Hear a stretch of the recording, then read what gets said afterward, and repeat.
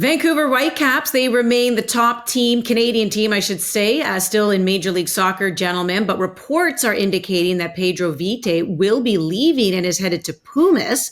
How big of a loss do you think this is for Axel Schuster and the Whitecaps, Jordan? Big, big. Just off of having a difference maker and probably a 1-2 punch. I mean, obviously in years past, specifically last year, the season before, it's been Ryan Gaul and Brian White. But I think that Vite has absolutely taken a step up in his performance. He's a player that Wheels, myself, you, Andy, have always highlighted when Vancouver made that run in the beginning of the season. And just seem to work. They have working bees. A lot of the team, they're robust defensively, but you need someone of a magic man to do that. You kind of knew that he was going to leave in the summer. We talked about this months before, but I just think also not having Ryan Gaul back to being himself, it just makes that move that much more, I guess, nerve-wracking if you're a Vancouver Whitecaps fan, because he was the one to kind of have a bit of a moment and be a difference maker. So I don't think all is lost. I still think they have some players that can hurt you, and they're a team, which is, you always give yourself a fighting chance when you play as a team.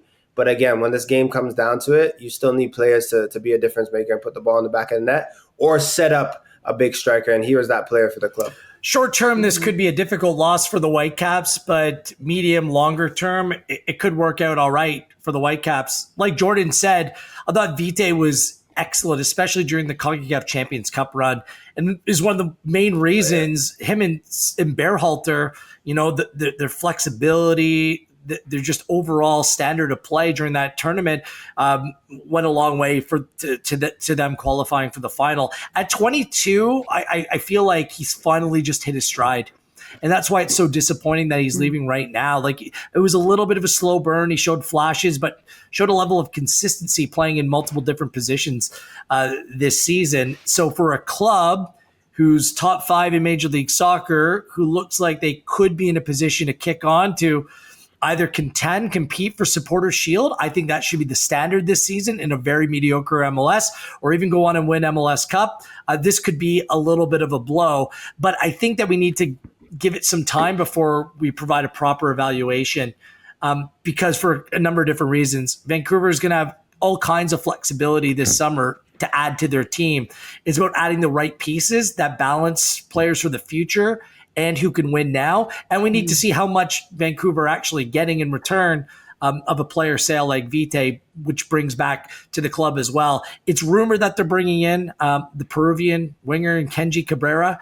He's very exciting. He's 21, 22 as well, so in a very similar age range as Vite, but maybe has a little bit more of a high ceiling. It's not a like for like, because Vite is more of a cerebral player, kind of dictates the play through central midfield, very good passer of the ball.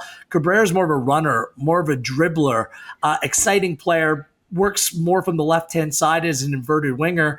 Perhaps this fits a different kind of need for the Whitecaps. We have to see when Ryan Gauld comes back, where Jesper Sorensen sees him best play. Perhaps that's more of an inside attacking midfield player that have more speed and pace, the ability to press with players like Cabrera on the outside. But I just think that moving out Vite means, yes, you bring in Cabrera. We'll see how long it takes him to transition into an effective MLS player. The sooner the better. But they're going to have to bring in another central midfield player who can play now to maybe solidify that group in that area. Probably a left back as well. Maybe another number 9. So there's going to be a knock-on effect here. Losing Vite, yes, it hurts. But this is how the Whitecaps do business. And on the surface level of it, it does make sense longer term for this team. All right. Well, currently they're sitting 3rd in the West, 7th overall in the league. And I am curious to know, because this happened to Forge last year, right? Where we wondered how it would hurt their chances in the Canadian Championship because they sold Kwesi Poku. Well, now when you look at Vancouver, you wonder if Vite is not in the lineup, just how that maybe affects their chances against Forge, who they are facing in the semifinal of the Canadian Championship, Jordan.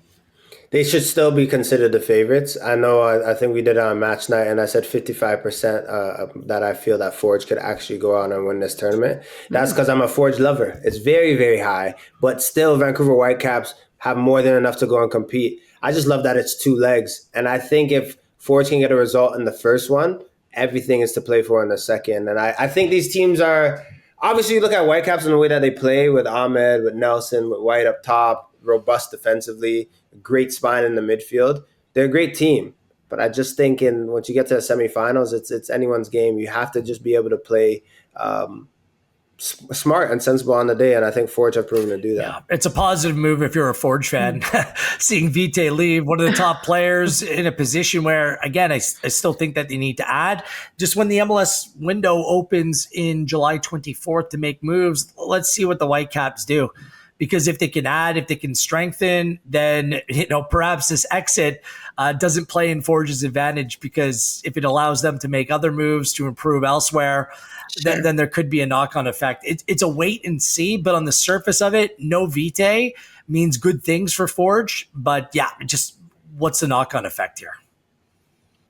Mm-hmm. Just quickly, we have about a minute. I'm just curious to know if you think this move as well, Wheels, shows that, does it tell you that Liga MX is considered a step above than MLS? I think the top 5 or 6 teams in Liga MX still sit on the throne as the top teams in CONCACAF region. They have all kinds of resources, all kinds of money to pay top players. They're not hamstrung by, the artificial salary cap of Major League Soccer, so they can bring in good players. Also, the fandom, the support, just the sense of more is on the line than Major League Soccer. Mateusz Bogusz, who went from LAFC, a very good MLS team, to Cruz Azul, says, I just feel it at Cruz Azul. Just everything's more difficult here. It's less straightforward than MLS. This was the next step that he thought he needed to take in his career. And if that comes along with a bigger paycheck as well, as if you sign for one of these big Mexican clubs, it does, then it kind of leaves MLS behind. And this is kind of a product of having 30 teams in your league as well. Things inevitably get watered down. So until that changes, those top 5 or 6 Liga MX clubs, they still seem like the places to be. All right, great stuff, gentlemen. Jordan, Wheels, Andy, thanks for tuning in to OneSoccer Direct.